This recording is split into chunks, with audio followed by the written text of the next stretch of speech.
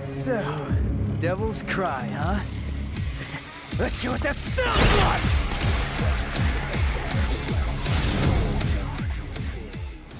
For 11 years, DMC4 was the last game in the Devil May Cry series. Sure, there was a reboot, but a lot of people don't like that game, and when you play it, it's not hard to see why. Fuck you!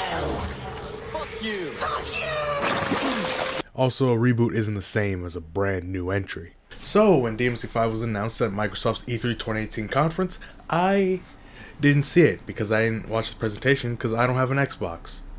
I wasn't into the games yet either. I think I ended up finding out about the game through a shitpost on Twitter, but when I did find out that the game was coming out, I got swept up into the hype very quickly. I watched every trailer over and over again. I watched every video that popped up in my recommended. I was talking about it every day at lunch with my friend Jeffrey. I don't know how you put up with me back then. I was hyped for this game. Did it live up to the hype? Well, why don't you take a seat and find out? Who's this mystery man who ripped Nero's arm off, and who is this new Demon King? It took 5 minutes to find out the answer, but the answer just made me more excited to see these characters back again. Seeing Nero's new arm got me excited because it felt like exactly what I had wanted out of DMC4. It looked like it would give Nero the variety he was missing, and playing the early demo confirmed that. Dante looked as awesome as ever, and the newcomer V was using old bosses from DMC1 to do the fighting for him, all backed up by amazing character themes. In this house we stand subhuman. This soundtrack slaps. So the story of this game is presented out of order for some reveals, so I'm going to try to tell them in chronological order while maintaining the reveals for when they become relevant. Also, this game is relatively new and there was a special edition not too long ago, so spoilers? After years of not getting paid for work, Dante is broken alone in his office when Morrison comes in to give him a new job that pays cash up front and turns the power back on. His phone rings and it turns out to be a call from Patty. But who are Morrison and Patty, you might ask? Well, they're characters from the Devil May Cry animated series. There's an animated series. Was it good? No. I'll keep this brief, but the DMC anime is pretty boring. I can only think of one out of the 12 episodes that I really liked, and it's the one where Dante says this. You're the one who looks delicious, you pudgy fuck. And you don't get to see the characters interact that much. It did, however, add to the theory that Dante was depressed, but that would somewhat justify something from DMC2, which means I'm contractually obligated to hate it. The music was amazing, seriously, the main theme is just...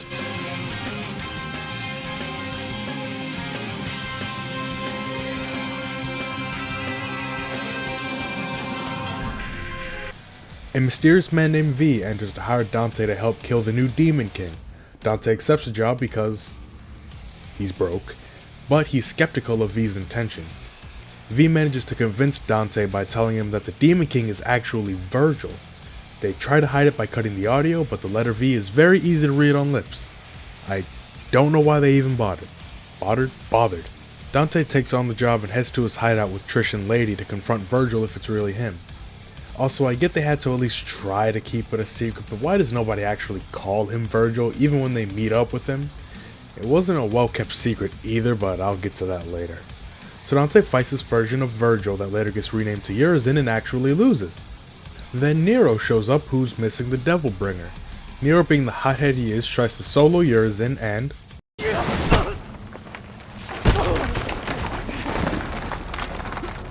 Then Dante gets up to distract Urizen and give V and Nero a chance to escape, by provoking Nero by calling him dead weight.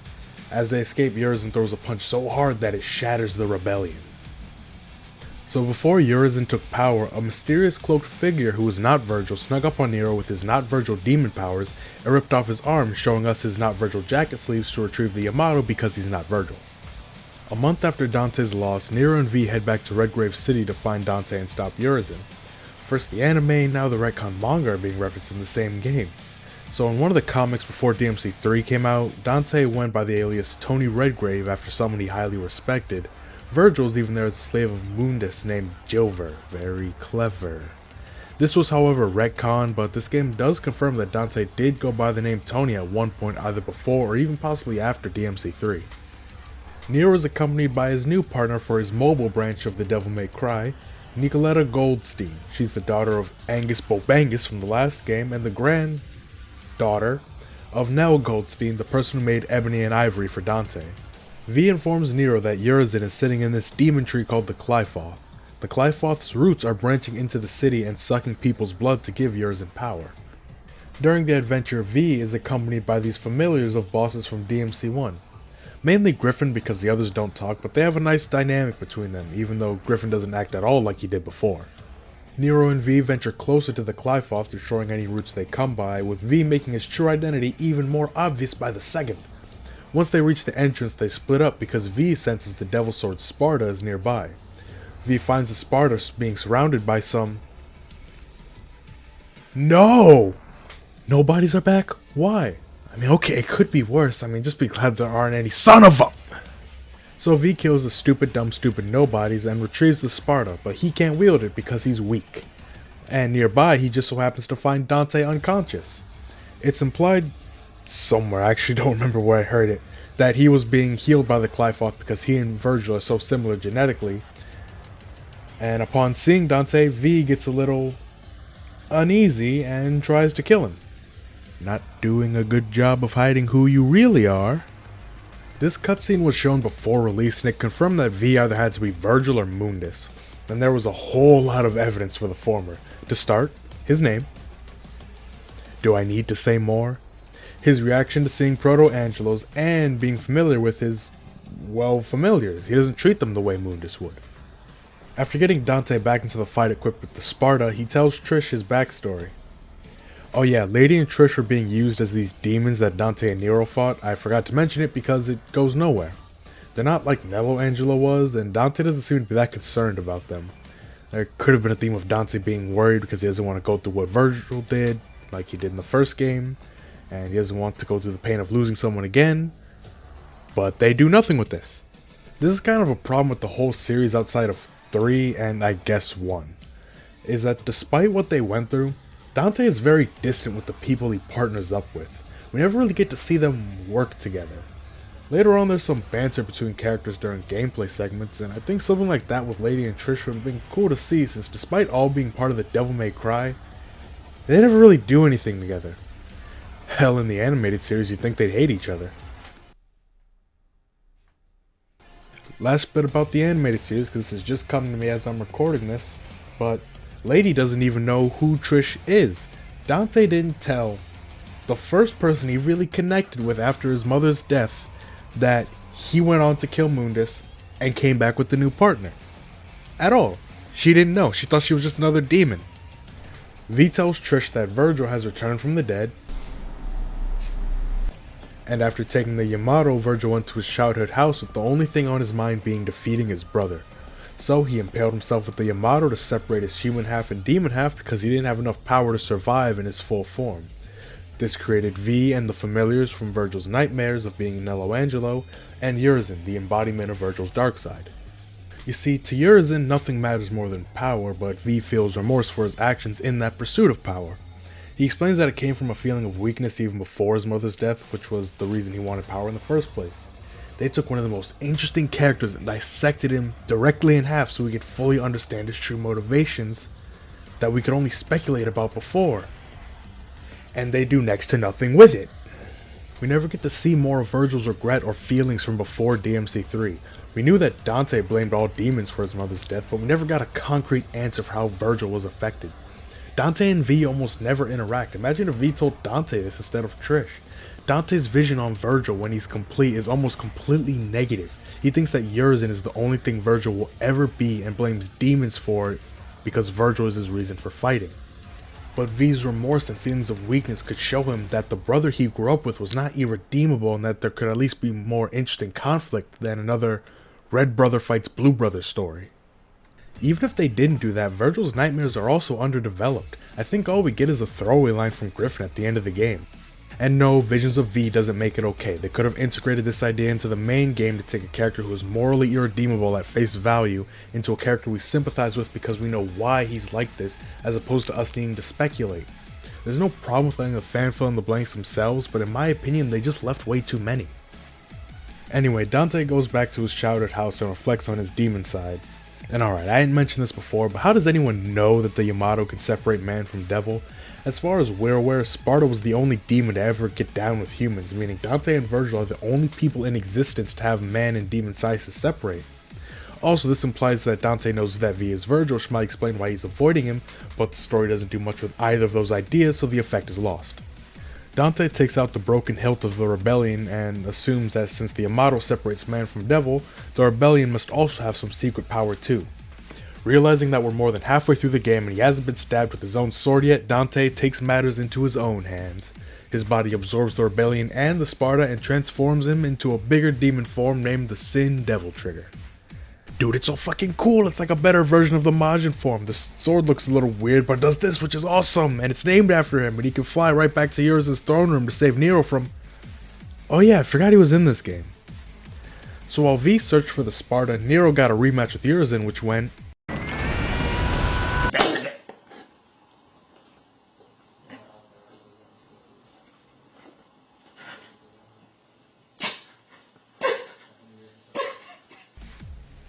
living up to that deadweight title. Dante chases off Urizen and regroups for...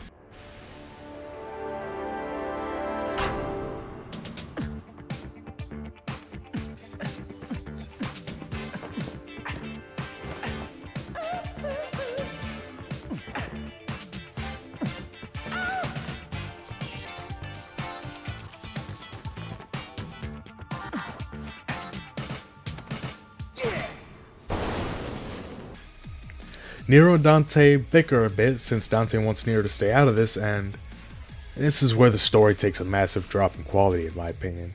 Pretending that we didn't know V was Virgil from the moment we learned his name gave him and Urizen's identity some mystery, but now we know who they are.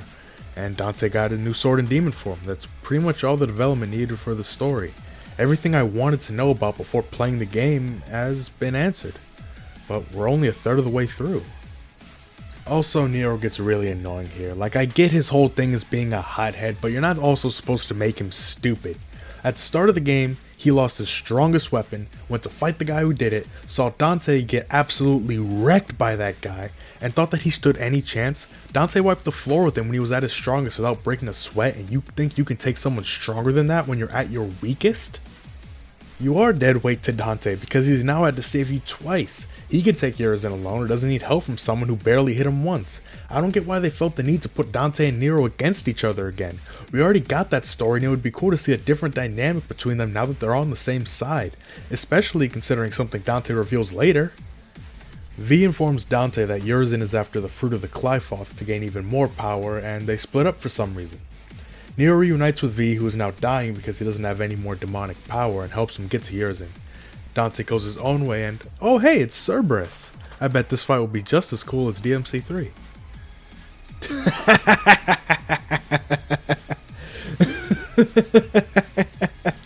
This fight fucking sucks. While V's being helped by Nero, he tells him that the reason Dante is so insistent on doing this himself is because he's brothers with Urizen.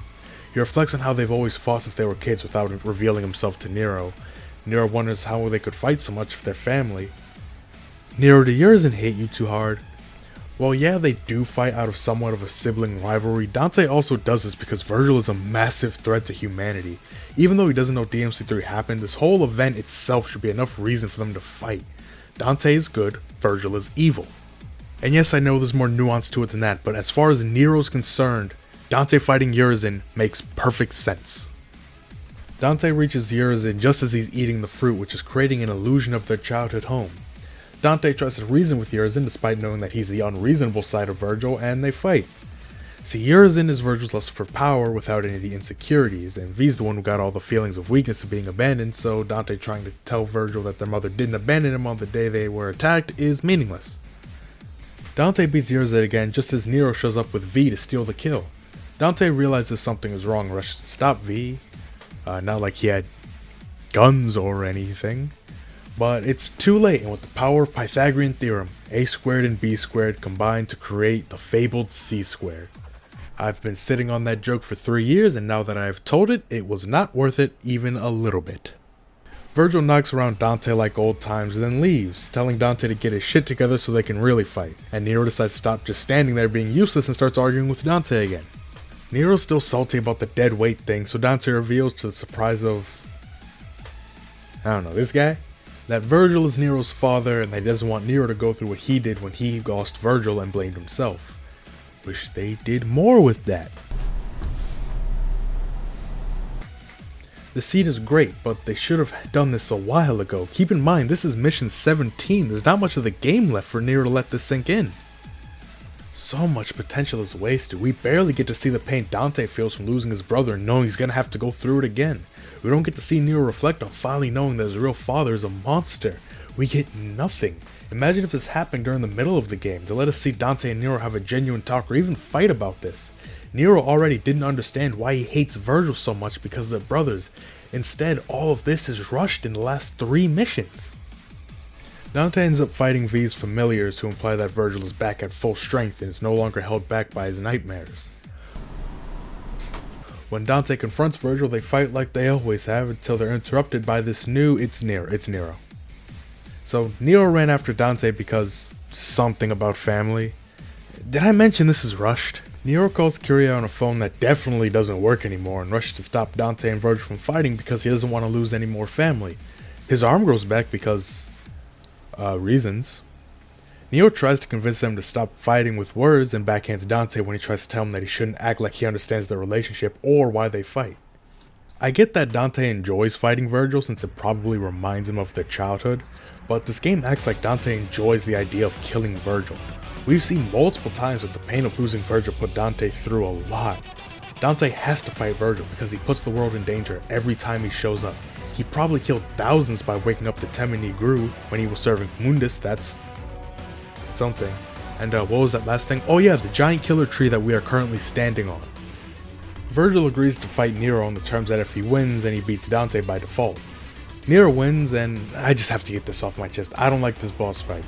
Not because it's bad, but Virgil spends almost the whole fight in Devil Trigger, which in other games, and even this game, meant you can't stagger him. But for some reason, Nero can. This fight used to take me ages because I would wait for him to get out of DT and just get bored. Also, I don't like Silver Bullet. I usually really like it when the final boss is a remake of the main or character theme, but to me this feels less like a climactic final fight and more like the end of an arcade ladder. Not to ride DMC3 too hard, but I highly prefer the climactic feeling of that game's final boss theme.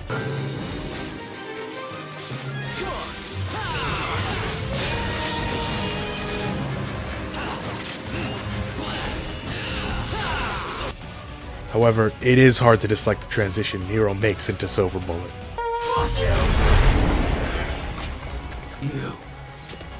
Virgil laughs off being beaten by Nero, and he and Dante realize that if they don't destroy the Qliphothe, it'll cause problems later on, so they agree to go to the demon world to stop it.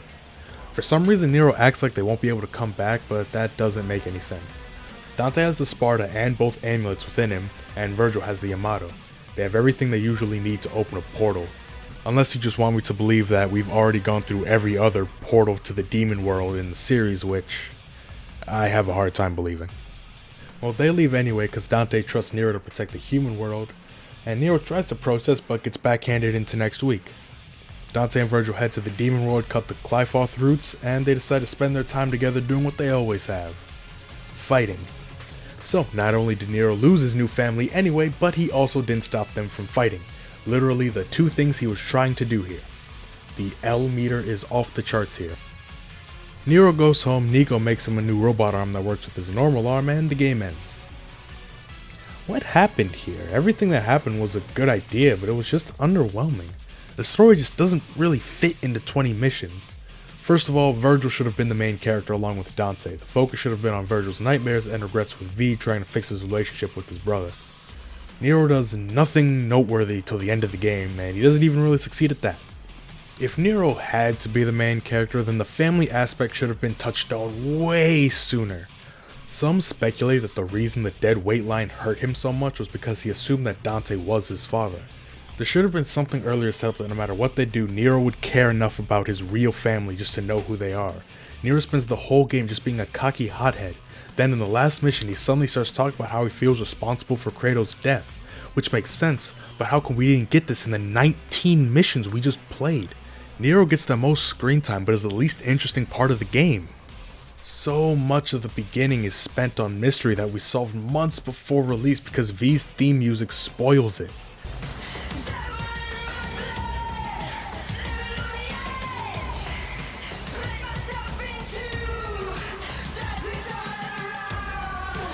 Every time they try to make V seem mysterious, it falls flat. When V tells Nero he's gonna look for the Sparta, Nero tells him it's not a good idea, and V says, and I quote, "You're not the only one who thinks so." Then Nero gets suspicious of him for some reason, even though he knows that V travels with Griffin, who can talk. That's not a suspicious line. It doesn't help either that the scene makes it obvious who V is right before this part. I don't know what they were trying to do here. It doesn't work, and it just feels awkward. Hell, speaking of awkward, Virgil's connection to Nero was spoiled in the game because of this random line that Nero says out of nowhere. Without strength, you can't protect anything. I know that. Why would he say this? Nothing about this mission has been about protecting anything. In fact, he's not really fighting to protect anything at all. He's fighting because of his ego. So not only does the reference feel forced, but it also spoils a part of the game that I assume they sort of wanted to be a twist. In fact, almost every instance of the characters talking to themselves feels off. The voice acting in the cutscenes is at its best, with Johnny Rubin and Dan Southworth reprising the roles, and Brian Hanford joining as V.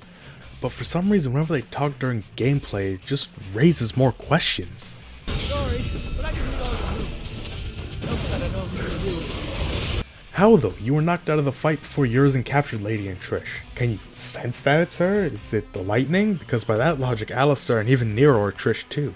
The only exception to this is V reciting poetry when he kills bosses, because that's just amazing. The cutworm forgives the plow. What do you say? I don't remember this story having so many issues, but I also haven't really paid attention since I played through the whole game in one sitting on release day. Maybe I let the problem slide because I was so caught up in the hype, but this time it left a lot to be desired. However, this is still one of my favorite games of this generation, good story or not. In fact, I think I like the gameplay even more coming back to it. Going back just felt right. I didn't need to relearn anything. Everything just clicked. Nero's gameplay was improved in every way it needed to be. He has the same base moveset with some new attacks added on. Replacing the Devil Bringer or these Devil Breakers, you can take up to 8 arms with different abilities with you, and they add the variety that I think Nero was really missing. The only issue is that to switch to a different arm, you have to sacrifice your current one, either by detonating it or using its charge ability. Also, when you start, change the breakaway ability to the D-pad. Breakaway detonates your current arm to get you out of a jam, but it's mapped to L1 at the start, meaning that when you get the Devil Trigger post-game, it's mapped to the D-pad, while V and Dante's are mapped to L1 like normal. Also, speaking of Devil Triggers, I don't like Nero's Devil Triggers. I don't like Nero's Devil Triggers design. It looks, I don't know, generic. I know that's not the right word, but something about it just feels like it doesn't fit in with the series. It almost looks like he's naked. You know what? His jacket isn't part of it. Dante and Virgil's jackets turn into wings, but I guess they thought these wings look better because he's missing an arm, so the wings are arms, and his arm is also an arm, and I'm forcing this joke really badly. Also, I really don't like how you don't get it until post-game. Devil Trigger isn't like some sort of screen wipe, it just gives you a small edge and health regen. So for the entirety of the game, Nero has no way to generate health unless you use the Sweet Surrender, which is just...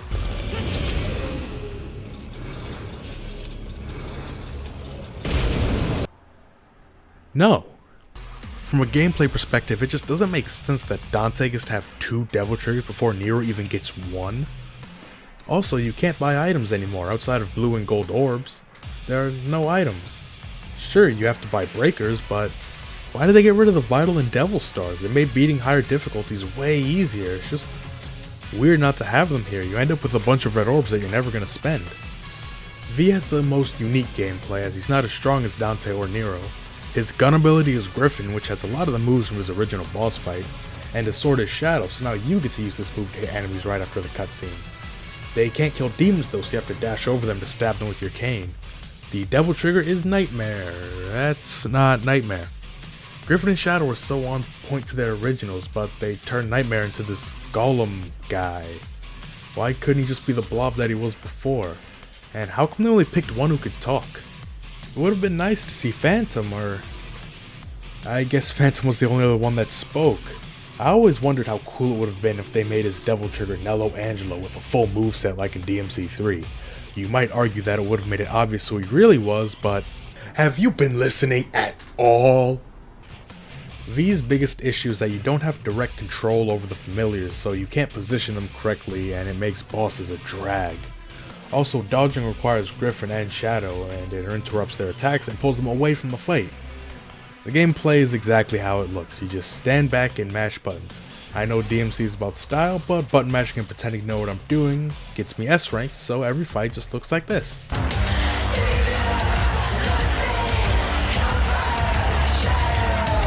Dante is once again the best he's ever been. Style switching, 8 total weapons, 2 whole Devil Triggers, and even 3 total swords, just like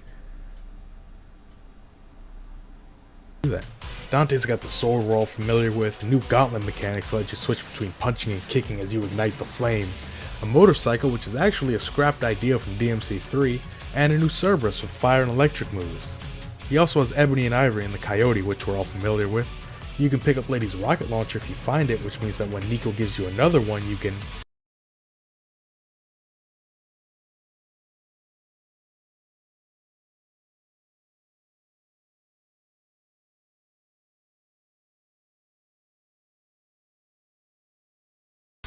He also gets Dr. Faust named after these guys, so -1 point. It's a cowboy hat that shoots red orbs. Some moves make so that you get more orbs from an enemy, and its gunslinger abilities make it surprisingly useful for crowd control. You can also do this.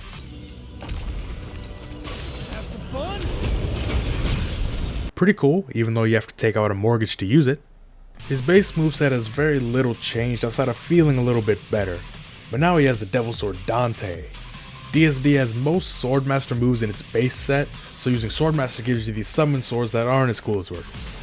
But you can also drain your DT gauge into this new one to use the Sin Devil Trigger, which is overpowered and I tend to only need it for bosses, but it's so badass, especially when you use these super moves. Some missions let you pick who you want to play as, and some even have other players play with you online. But you can't play Bloody Palace online. What's with the half-assed multiplayer when 3-player Bloody Palace would have been awesome? Not that I have friends to play it with, but shut up. The Switch port of DMC3 had 2-player Bloody Palace. Sure, they came out after 5, but Bloody Palace was already a post-launch update. Would it have been that hard to just rework with a system they already had? If I had to rank the characters, I'd probably put V at the bottom with Nero a couple steps up, and to the surprise of absolutely no one, I think Dante is on top. Which is what I would say if I wasn't playing the special edition with Virgil mode.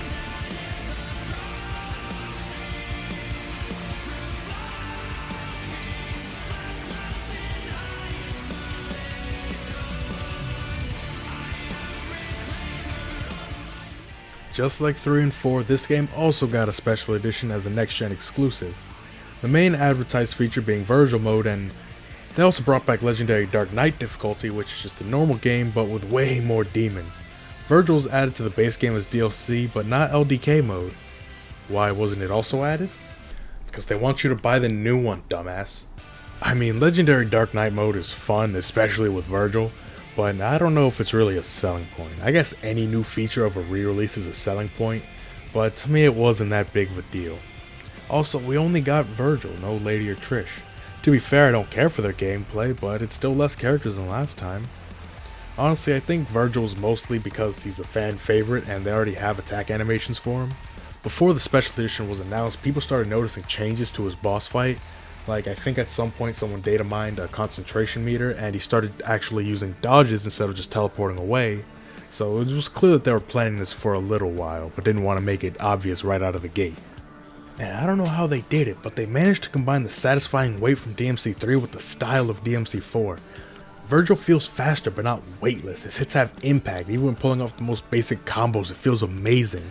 Instead of a basic Devil Trigger, you have a stand. Yes, I'm making that joke again. He has the new concentration moves instead of just Judgment Cut End, and his Sin Devil Trigger adds moves to some combos, and it just feels amazing.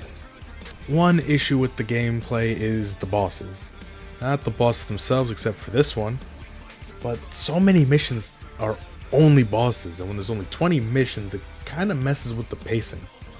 Also, 20 missions is not enough for 3 characters. It makes them all feel underutilized. It worked for DMC4 because, well, it didn't actually work there either, but maybe that's why Virgil's so much fun. He gets the full 20 mission package.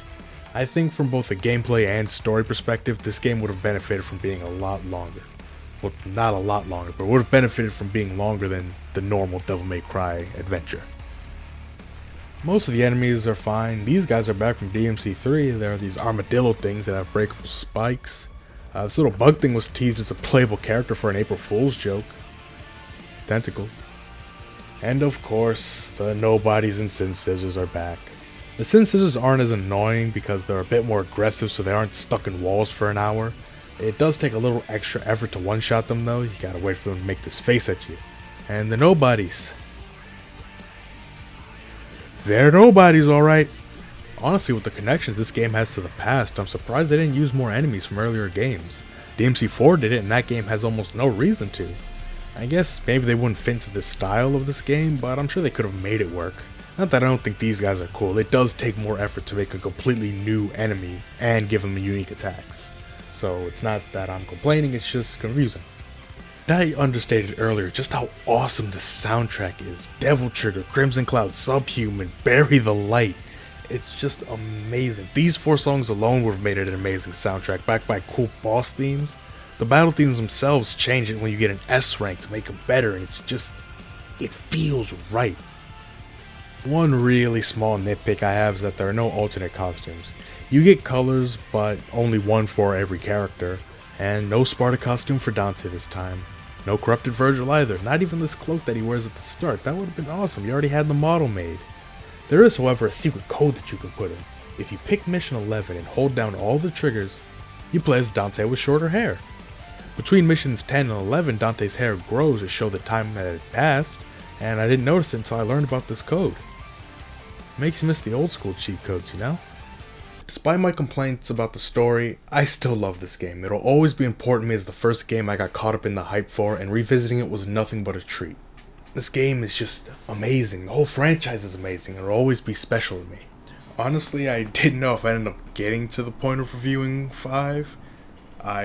When I started, I originally planned to even do the reboot, but just as I went on, my motivation just sort of slowly declined, and then at some point it just completely dropped, and I didn't want to make videos anymore, whether that be these reviews or the shitty videos I edit together with my friends. Hopefully uploading this one will reignite the fuel, and I'll actually start talking about another series of games that I like, even though I haven't thought of that one yet. I'm sure I will eventually. Hopefully, I will see you next time with a bit more consistency. Remember that every like on this video is equal to 1 like on this video, and you should subscribe because... please? Anyway, I'll see you next time. Have a great day. See ya.